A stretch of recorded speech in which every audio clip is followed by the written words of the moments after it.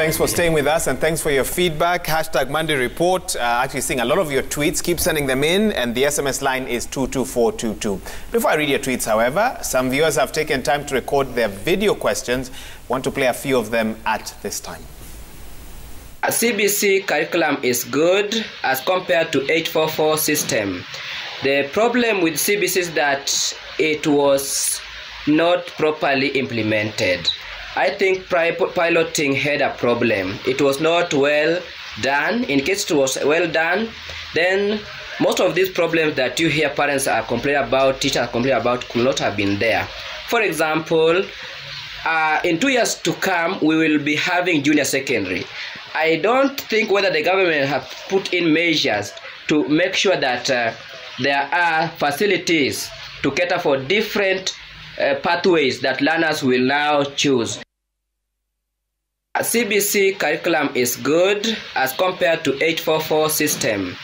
The problem with CBC is that we apologize for repeating that clip, but the question came out quite clearly. And Professor Atwoli, let me come to you at this time. Yeah. He's talking about CBC not being properly implemented, but some would say it's a bigger issue. Those who say it's actually a fundamental issue around this. And I want to talk to you a little bit about your thoughts on the framing of 844 versus CBC and why you want us to think differently about that. I think in the interest of expediency or in the interest of a quick argument or a quip, we have created a false dichotomy where we have said 844 is the devil on the one end that we have to run away from, and CBC is the angel that we must all run towards for salvation. I tell you that this is a false dichotomy, and it can be discarded wholly, and we can create an education system that responds to our current needs and moves towards our aspirations. And that's an education system that will be designed for Kenya, in the sense that Kenya is a country where we have a child who cannot afford a square meal a day and has another child who has snacks in between 4 meals a day. That is the Kenya we have to design an education system for. We have to design an education system for a Kenya where there's a kid who has 3 computers in his bedroom and another one where a kid has no bedroom. That is the Kenya we have to design an education system for. We cannot transplant an education system from another country that has probably addressed those inequalities and bring it here and say it is the best and we must implement it and this is how we must do it, or go back to the devil that is 844. I reject that argument. I think we have an opportunity to design an education system that takes into consideration the realities of the country in which we live, and that takes into consideration where we are coming from, because we are coming from a terrible place. But we refuse to discuss where we're coming from. We pretend we can paper over the cracks and create a system or transplant a system that will then come and create a prosperous society of equality and so on, when there's a young boy with a gun in northern Kenya running after goats and another one with PS in his bedroom playing video games. That is not an education system we have created to address those issues. Dr. Makanda, before you come in, let's hear from another Kenyan with their video question on video. You find that those in academies or private schools are being asked to provide very many equipment. They are being asked to provide very many books, unlike their counterparts in public schools. So I'm wondering, is it the private schools that are implementing the CBC, or maybe the public schools are not serious with the implementation of the CBC? I want to know how the assessment of grade 6 is going to be done, bearing in mind that the CBC has got no exams. What there is assessment. Are the pupils going to be assessed from PP1, PP2, grade 1 activities, grade 3, grade 4 up to grade 6? Then we also want to know how the preparedness of the joining of junior secondary has been done. Now that there's a lot of involvement of the parents in the implementation of the CBC curriculum, what happens to those pupils who come from backgrounds where the parents are not educated? How do they manage to carry on with their studies, and yet they're expected to partner with their parents to have them learn? Okay, thanks for those questions. On the question of private-public, I think Mudhe will be best placed to answer that, but Doc, let me give you a chance to weigh in on some of these questions. Equipment, equality, even of the family setup, for example. Were these questions that you really took time as a task force to think through, even if you were not the ones directly, sort of set to address them? I think the questions that are being raised are about implementation. What has arisen out of the 5 years or 4 years of implementation of CBC, as it were, perhaps 6 years now that we have been implementing. And so perhaps it's to ask what solutions have been suggested and been prepared for the system of education and for its implementation. We are looking for a child who is going to be trained in critical thinking. So how are we going to arrive at that process of developing critical thinking so then this child can be able to solve their problems? It does not matter whether that child is an urban child or that child is a rural child.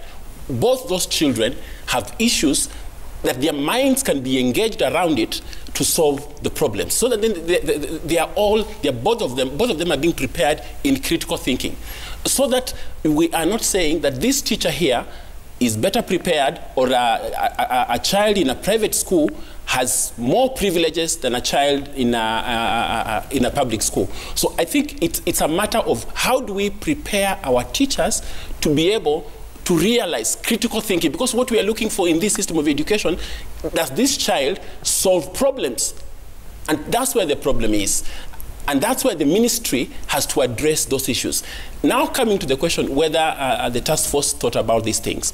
The task force spent a lot of time thinking about equity and thinking about how do we make it possible for all children to transit and all children to access equitable education. And what solutions did they come up with? One of the solutions that we came up with is how do we review the concept of categorization of schools? Because that's part of the problem in this country. You realize that we have just done exams. Everybody is rushing to come to Alliance or Kenya High. Is it possible for the ministry to create a policy that reviews categorization of schools and that equips schools that have been hitherto away from the railway line? If you look at the railway line, you'll find all the national schools are around the railway line, and they continue to get more resources than other schools. So the task force actually recommended equitable distribution of resources, so that then we try affirmative action, particularly to schools that have been called either community schools or sub-county schools or county schools, so that then we try and focus a bit more resources there to create equity. We discussed and actually made a recommendation that if possible, junior secondary school should be a day school to be able to enable government to give capacity to all schools in this country and make it possible for a parent, so that the parent is not being weighed down by the responsibility of having to take their child to a boarding school. And sometimes some children have actually stayed out of school, not because government has not provided for it. Like now in high school today, government provides for day school education. But because a child must go to a school where they will be in boarding school, their transition is actually interfered with. So we made a proposition that to enhance transition, reduce dropout, reduce wastage, perhaps junior secondary grade 7, 8, and 9 should be implemented at day school. A child can be able to access school, but government can be able to get resources that are adequate and support a parent who does not have capacity to transport their child from Lokichogio to Alliance. And so issues of equity were discussed and robust recommendations were actually made.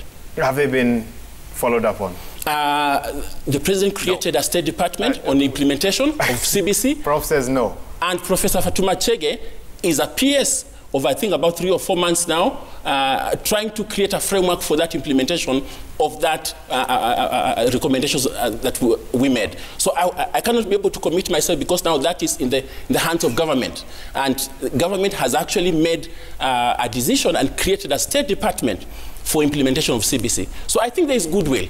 Perhaps is to say, how fast are we doing these things? Is government prioritizing funding of CBC? Is Parliament that allocates and discusses budget, is it doing a good job in giving resources to CBC? But on the other hand, is asking, how can there be a partnership between the private sector and the public sector? Speaking of partnership, private and public sector, and someone asked about private versus public schools and how CBC is being treated in the different departments. Mudeo, you can come in and respond to that question from a viewer. You said, I believe that the implementation challenge has been in private schools because public schools are fully funded. You made a claim like that, which one of my panelists disputed here. Some actually say it's the children from private schools who benefit because their parents are able to provide them with some of the resources that parents whose children go to public schools cannot. Right now, as we speak today, the government buys textbooks for children, for all children, in public primary and in public secondary schools. And we have the highest textbook ratio we've had in, ever since the structural adjustment programs kicked in. The question of who funds education in the private sector is simple. The parent funds through school fees, through book lists. And this is where perhaps I can concede that this year we saw a particular problem emerge where we saw parents really quite, pushed to the wall with book lists that even KICD has said are excessive. And we, the private sector, have accepted that there were schools that went overboard, and we've had, discussions for schools to just follow the government guidelines wherever possible, because the curriculum designs in CBC are very different from the 844 ones, and that we have to follow the approved books, the orange list of books issued by KICD. And this, in this particular time as well, consider that parents are distressed by the COVID pandemic and, loss of incomes and things like that. So for us in the private sector, we are funded by parents. We have no other source of funding. And this is perhaps where a larger discussion with time may have to come in, because the government, like Atwoli has said, that, the issues of equity are here. So then if one sector is funded and the other is not, then we have to figure out how to balance out the scales in this. On transition, the planning is ongoing. Discussions have been happening. Public sector, I know for a fact, has a rollout strategy now in place that is, waiting just rollout. And that the president has directed that the junior secondary be domiciled in secondary schools, because the issues of, the developmental issues of the child are being taken care of here. And this, because of the range of subjects on offer, it is better suited to be at secondary school than to be domiciled in primary schools. That said, there are primary schools and secondary schools sitting in a compound. These will have both junior secondary, and senior secondary as well. And the discussions on the various streams on what, especially senior secondary, is expected to have already been done and, being discussed, and you've seen them in the media. So quite a bit of planning has gone on in the background, and personally, I feel that for us in the private sector, that we are getting the information we need as a private sector to do our bit to ensure that we can continue to increase the slots available for Kenyans to take on, given that our population is growing at a very fast rate, and that genuinely we need more funding in education. That one is not disputable. And I believe at the moment we are at 27% of GDP being put, of the total budget being put in education. We need a lot more, and I believe the government has pledged to do a lot more to increase that to about 30% in the next 2 or 3 years.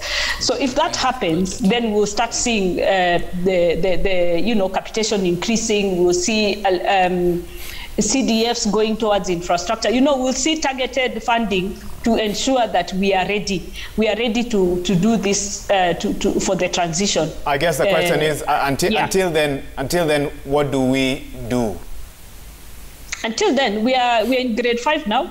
By January next, in 2022, we need to be building classes. Okay. We need to be building classes by in all our January 2022. schools. It sounds like a long time away, but that's in 3 months. Under 3 months. If I could respond. Okay, come in before we play some clips. Go ahead. Thank you, Waihiga.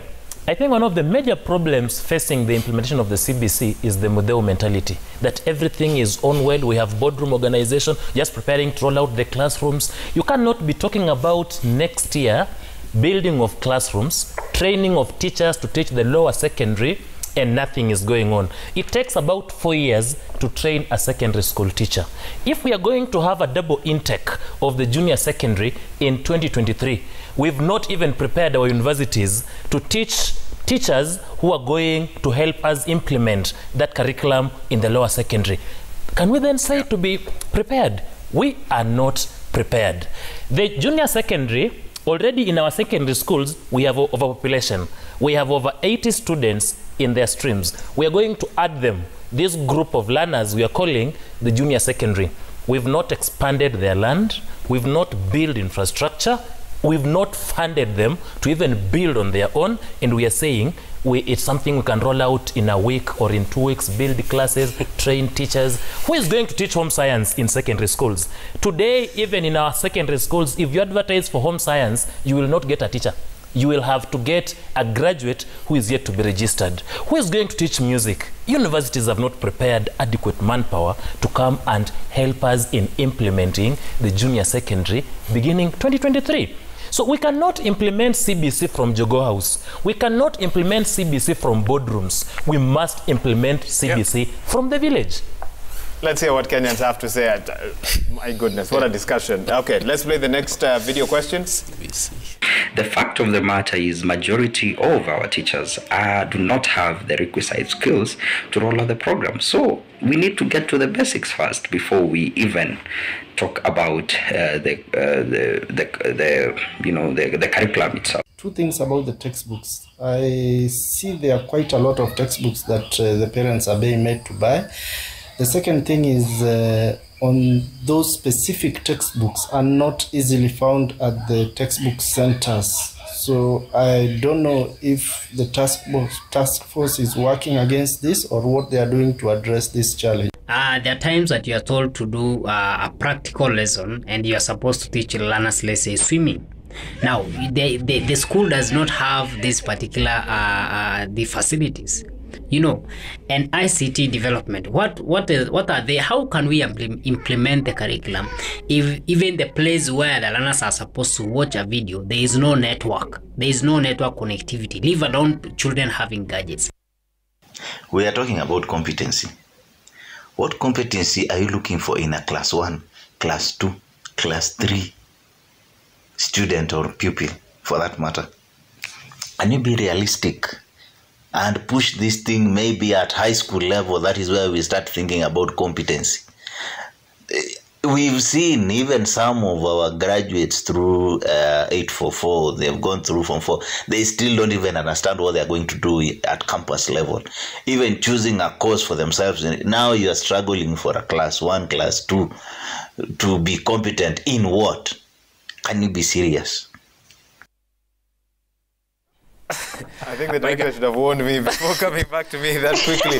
Well, we're laughing about it, but it's a serious concern. Prof, it is. Go ahead. I'm going to be provocative in a couple of ways. And the first is that I will say that many people who will be engaged in this discussion will dismiss each and every comment that has been made on those videos as middle-class problems. This is a default. And this is why, when we started, Mudeu said these are complaints of people with children in private schools. And that brings me to the next provocative point. It amazes me that people running private schools and institutions have better grasp of government policy than people within the public sector themselves. This amazes me. And it brings me to the next point. We have become experts at private solutions for public problems. Education, health, security, infrastructure. These are public problems that have to be addressed through public policy, through public financing and funding and everything. We are solving all those by establishing more private enterprise and throwing private enterprise at these problems as though it will solve them. It will not. It will just further stratify the country I have more money, I get a private solution. You have no money, you suffer because government is not funding it. So that is the other thing. And the final point, Wahiga, we are talking about people transitioning from, I don't know, PP to lower primary, to upper primary, lower secondary, I don't know. Have we engaged on where those that will be interested in going to our universities, how are we going to transition? Do we have a clear plan? And this plan cannot start 1 year before people transition to university. Because right now we are talking about people transitioning to junior secondary next year, and we are saying we are going to be building classrooms in January. We are going to be training teachers next year. Now, it is bad for secondary school, as my brother has said, but it is worse for university, for you to start planning this year for a university intake next year for people who have come through a system that is slightly different or even significantly different from the systems that we have been taking children to university through. So this is why I keep saying we have to engage in the deeper thinking rather than these surface jousts about 844, the devil, CBC, the angel. We are talking about the lives of these children. We are talking about Kenya 20 years from now. Every mistake we make now, we are going to pay for it in 15, 20 years. When these children that we're experimenting with, that we're making mistakes with, will be adults in charge, looking at us and wondering what they're going to do in the world where we are meant to be competing with others who are doing things differently. I think there's a deeper conversation to be had. I get frustrated when we reduce it to a simple joust between pro-CBC, anti-CBC, what is competence, what is not competence. Those are things that are settled in education. Prof, yeah. in 1 minute, if you got audience with education CS, Professor George Magoha, what would you tell him? I will tell him, first, we have to identify the problem correctly before we start managing it. He's a surgeon. He will understand that when I tell him that. You cannot go into an abdomen to remove an appendix that is not inflamed. We are throwing, all sorts of solutions before we really define the problem. I have had the problem with 844 is it was rote learning. Fair enough. It was memorizing. It was over-examination, and so on.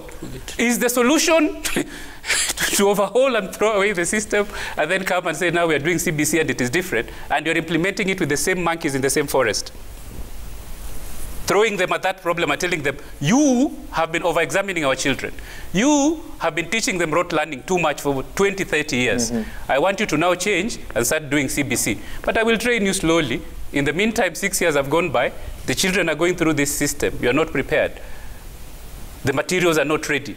The classrooms are not ready. So first we must make the right diagnosis. If the problem was that we are over-examining the children, we should have sat down and discussed, why are we over-examining the children? If the problem was that we're encouraging too much rote learning, we should have discussed, how do we fix rote learning? Well, I'm sure it was discussed. I know it was. And this is why I'm provoking my brother here, because then he will engage perhaps in the thought process. But he has a very beautiful cop-out, and I will tell you what it is. That they are intellectuals. They were engaged in a thought process. They came up with a product, which is the report, which made beautiful recommendations. He cannot tell you about the implementation of those solutions because it doesn't sit in the locus of the people that do that implementation. It doesn't sit in the place where people release funding to implement those things. He doesn't.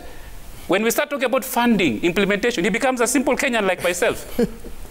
Therefore, it's unfair to throw this question at him and tell him, are you going to fund this primary school kid? Are you going to fund this? Are you going to make sure people get to university? He will tell you as an intellectual, I finished my job. I handed over the task to the problem holder. Ask the problem holder. Dr. Makanda, is that accurate? Have you been misquoted there in any form or shape? Prof is trying to push me to the wall. But perhaps let me say this, that the things that we are saying here are the right things. And the issues that members of the public are expressing, it is reality, because that's what they are experiencing. Yes. So perhaps it's to ask, how do we address those issues?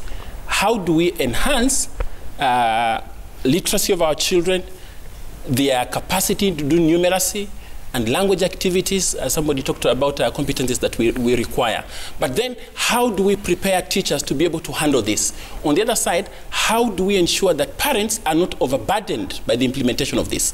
Let me just say that the task force prepared an implementation matrix that has activities actually and almost 50 pages of the task force report. This is the first task force to be able to create an implementation matrix. So if there is goodwill in government to implement CBC, we provided an implementation matrix for every of the issues that we are discussing here. Is it resources? Is it classrooms? Is it teacher preparation? Is it... Did your implementation matrix have the same timelines we are seeing of the rollout right now? Yes, yes, we do. Yes. So how did you expect, and Mudhe, I'll give you a chance, how did you expect, did you think government would have more money to build more classrooms, or what was your calculation like? We did a survey across the country. We did actually a census of all schools in this country. This is the first task force. We did a census. And in some regions, we have excess capacity. If you go to Muranga, you can actually bring children that are occupying 4 schools into 1 school. So we did a census across the country of the infrastructure. So the infrastructure challenge in this country is not as big as we think. So in terms of implementation, I think it's more teacher preparation. How have we prepared teachers? But then number 2, something that we haven't addressed. Where does the public servant in this country take their child to school? Yeah. If we don't address that problem, CBC will not address the problems of Kenya. The fact that the public servant, the politician, the senior civil servant in this country does not prioritize public institution, we will not be able to address the problems we are dealing with in this country. Yes. They must take their children to the public primary school. They must take their children, when they are sick, they must go to Kenyatta for treatment. Then they will think about the problem of Kenyans. So the problem we are dealing with about the education system here is not about CBC is a bad methodology or approach or system of education. Is that the public servant is implementing education for them, not for his children. Mudhe, before we get your views, and Kennedy, we have 2 last clips. Let's just play those, and then we'll come back and wrap up this discussion. Another annoying thing in CBC is this. You find that you have got 2 learners here. One learner comes to school on daily basis and the learner is very focused. Yet we have got another learner who misses school, comes to school maybe, let's say, once a week or twice a week, who is a joker. But at the end of the day, CBC says that they are equal. None has performed than the other. It says that they are equal. This is discouraging this other learner who wakes up very early in the morning, makes sure he's going to school. It also discourages those learners who are focused. CBC is something that parents really are complaining about, but they do not have somewhere to air their grievances. The education system right now is very, very expensive for the parent, and it is actually not even productive because it is the parents who are doing more of the tasks which is supposed to be done by the learner. And then you find what Professor Atwoli talked about, the stratifications in this country. The rich are able to afford various materials here and there. The poor cannot even be able to afford these materials that are required for them. In class 8 when they are 14, 15 years old. But a grade 3 pupil who is less than 10 years old or 10 years old is facing an exam. So I want to ask this question. Which of the 2 curriculum is exam oriented? If a person is facing the exam at a tender age and the person who is facing the exam at 15 years old. So my question is, which of the curriculum is exam oriented? Thank you very much. Very real questions there from Kenyans from across the country. Mudhe, you've had some of those questions there. One has asked about the grading system, and he's concerned that a lazy student could perform, quote unquote, just as well as one who's been very hardworking, as you eliminate some of these examinations. And of course, another question, that last one that was posed there by that gentleman, just trying to understand the grading system as well. There's a lot of information out there that seems to be not very clear. Help us understand this, Mudhe. The CBC has assessments that are cumulative, and they are done and marked internally in schools, and NEC goes around just cross-checking that the exam is actually being done. Then schools feed back into the next portal for holding and collating for the 3-year for the 6-year mark, which is grade 6, which is where we are headed to. So the assessments provide schools with an opportunity to gauge whether the teaching and learning is going on and to gauge how effective they are at an exam done across the country. And the results are instantly available because the schools mark these exams and then feed into the portal, and we are given the rubrics for marking this exam. This is how standardized continuous assessment is usually done across the world according to the benchmarks that the task force did.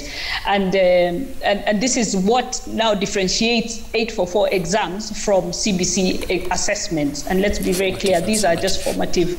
There are checkpoints, like in grade 1, in grade 3, it's not even all the subjects that are assessed. Just checking literacy, numeracy, and the sciences. In grade 4 now, the subjects sort of expand and the assessments cover most areas and check the abilities of the child through a practical session, and then the theoretical knowledge of a child through a theoretical exam assessment, which is marked internally. So we had our first taster of the grade 4 exam in March, and then this year again, cumulatively, so that these exams form 60%. These assessments form 60% of a child's output at the end of year 6, and then 40% then will be used for transition, combining to 100%. So this marks a significant departure from 844, when we used to do the practicals, where everything was still assessed, just the practicals were assessed in the final year of Standard 8, and didn't quite contribute significantly to the final mark. At the end of the day, the exam was what gave you the total mark for moving on to Form 1. So as Dr. Makanda has explained, that is the main significant point of departure between CBC and 844, where what a child can do and has clearly understood to implement physically by the practicals, and then again in the written paper becomes more important, and that is what we mean by competencies. And I think this is perhaps just addressing that one question that came up on that. On the issue of teacher training and preparedness, I want to reiterate something. And I want to be very clear so that it doesn't come out like I'm saying that we don't have a problem, that I'm not conceding that we have a teacher training problem here in Kenya. At the moment, we have a problem with the Teacher Service Commission and how they manage the curricula and control that curricula, given their mandate, their constitutional mandate. And in fact, for us in the private sector, we're actually staring at a teacher shortage, a massive teacher shortage. And this will not come up really for the government side for another maybe 5-6 years until all the teachers in the private sector have been absorbed by the public sector, because the government tends to employ from the private sector. And we'll be going back to an age where the private sector used to employ untrained teachers because there just wasn't market capacity. So as we address issues of equity and we concede that the country we are where we are. So the issues of inequity have to be dealt with, but how are they going to be dealt with? Yes, they are there. We do not dispute that there is inequity in this country. For instance, in Kibera, there are 144 private schools. How do you address that? How do you address that? In Dagoret sub-county, hundreds and hundreds of private schools. How do you address that? You want those children to access education. The public schools that are there are just simply not enough. And where is the land to build all these schools? Because even the private sector, the issues of land in Nairobi are very, very big and insurmountable. The price per acre of land, nobody can afford it.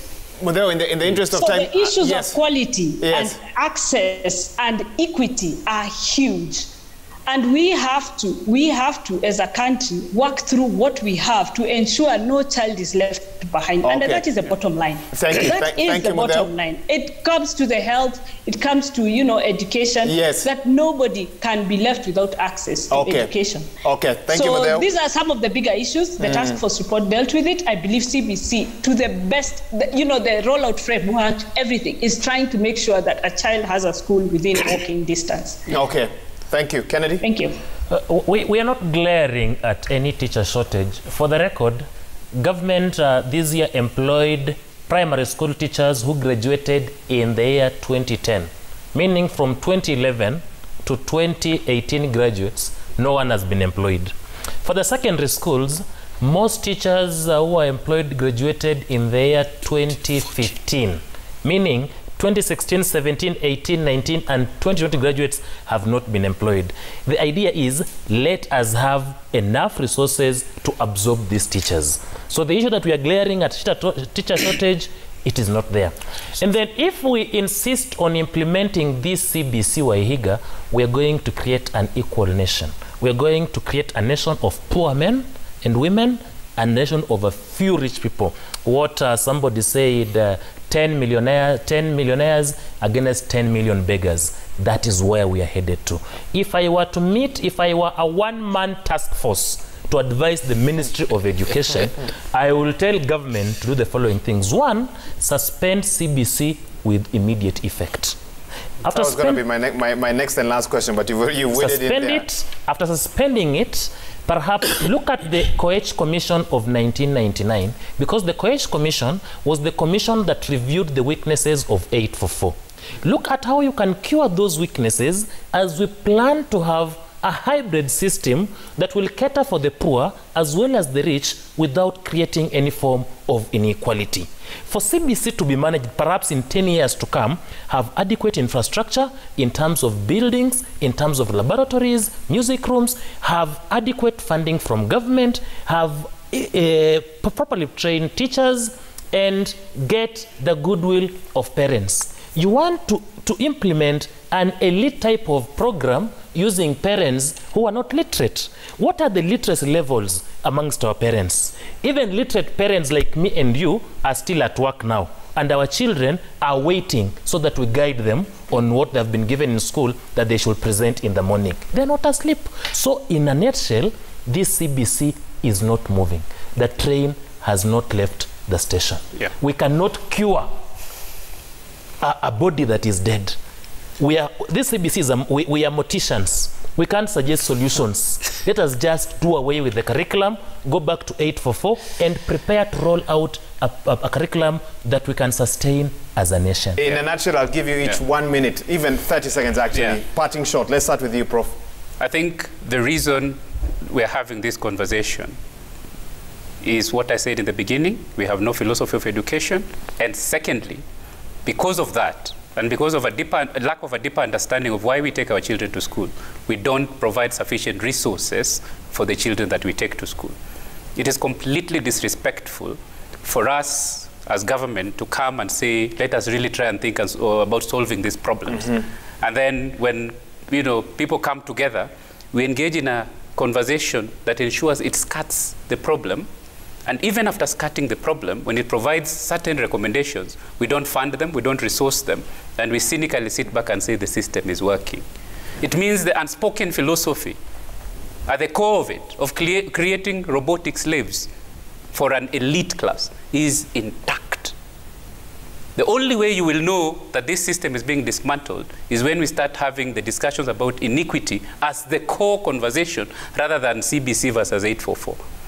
The core conversation will be about how do we get this child from birth to the age of 40, where he has an equal opportunity to anybody else in this country to pursue their dreams and to be successful. And no matter CBC 844, 925, we will not achieve that as long as we continue skirting around the issues of inequity and the issues of structural violence, if you like. We built violence into our public system such that if you're poor and you try to put your head up, it is knocked violently down. If you have a contrary opinion and you try to voice it, you are silenced violently. Is that what you've been feeling? This is what is happening. I mean, look around. I mean, if today, these gentlemen have been very, very kind, and Mudeo has been very kind as well. If you bring a person in government in charge of implementing this system, they would have dismissed everything that we said as problems of the middle class, as though those middle class are not Kenyans, as though those middle class do not include teachers. They would have told me that in Wajir, the children are benefiting from CBC the way they have never benefited, which is totally ridiculous. They would have told me that if I go to Huisero in the village where I come from, that the children are learning IT just like the kid in Buruburu in Nairobi. Absolutely ridiculous. It's utter nonsense. It was a parting shot. Please, make it a parting shot. Let me make my parting shot. I think we have accepted as a country that we do not want to have deeper conversations around the way the society is structured, and this is why we keep playing these games of discussing very shallow things over and over again. This time it's education. Next time it will be our security system. The other day we were talking about security of some people and others. Next time it will be the health sector. These kinds of conversation we need to just stop and engage in a deeper conversation about how we have constructed this country and how we can make it better. Okay. Thank you very much. We hope we can have those conversations on this channel. Dr. Makanda, briefly. Thank you very much for giving us the opportunity to discuss this critical subject, but also giving citizens the opportunity to be able to give feedback. I do hope that on the other side of this camera, people who are watching, includes our implementers and our policymakers, so that then we begin to pick out the challenges that we are experiencing. I will not say that throw away CBC. I will say what are the critical recommendations that have been made, both by the public and by even the task force that spend government money, because we went out and we picked same suggestions, same comments that people are making are part of that task force report. So how do we critically implement the task force report? Number one, Waihiga, if we do not create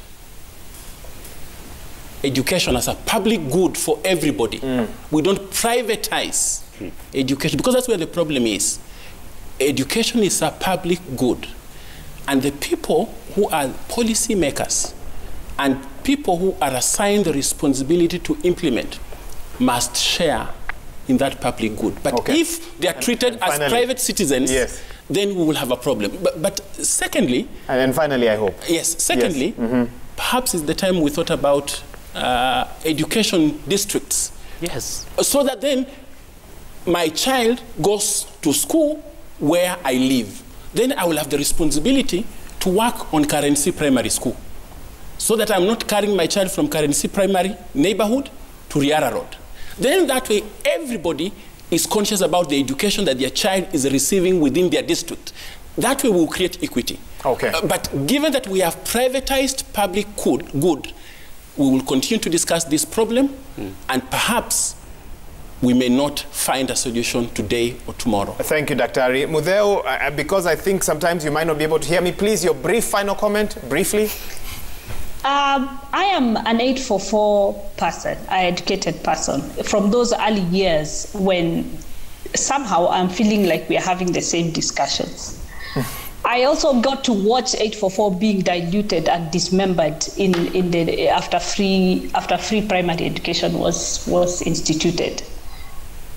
And I've sort of grown up and seen the difference between the first 844 graduates and the later years ones.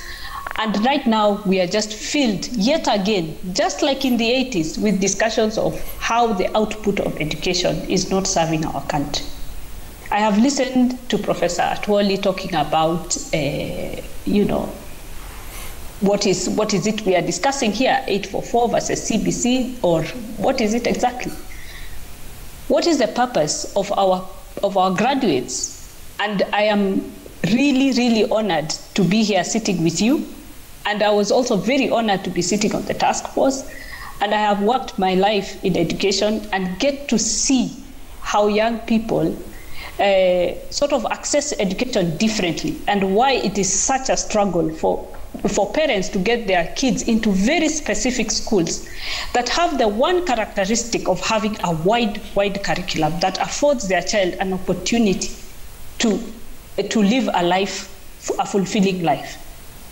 In this same country, government schools are like that. And like Dr. Makanda has said, this curriculum aims to diversify our secondary schools so that more children have access to schools with more to offer, so that at the end they have a way of targeting themselves and finding themselves and finding a path in their lives. It is now acknowledged that we cannot escape vocational training at all. We just can't. and that we have served our youth a disservice by completely gutting these subjects out of our 844 system, especially in secondary schools. And we've seen how young people are forcing them through very limited choices, as is the current scenario, is not the answer. Okay. The various that have done, finally, briefly, please, Mudau. To wrap up, yes. This is the right thing to do for our youth. I have lived it. I've done 844 myself, and I've had to listen over and over to various people. I have no doubt that we are on the right path as a country. We just need to now find the moments to sit down and understand where we are going all together, so that we can carry the whole nation together, so that we can understand what is it that the output is expected. Okay, that's my part. Thank you, Mudau. And finally, Kennedy, briefly, please. Now we're really out of time. Thank you. We all agree that CBC is a very good curriculum from a theoretical perspective. That is the best thing that ever occurred. But it is not for us. We are not prepared for it. We cannot sustain it. And the more we implement it, the more we move our country into the dark. Okay. That is a parting shot. Thank you so much, Kennedy. At such a point. That's a very sad place to. What's your? Finish it up, but it has to be one sentence. I think two things that are important is that the framers of CBC have good thoughts for this country. Our problem is in funding, so let's resource the implementation of CBC.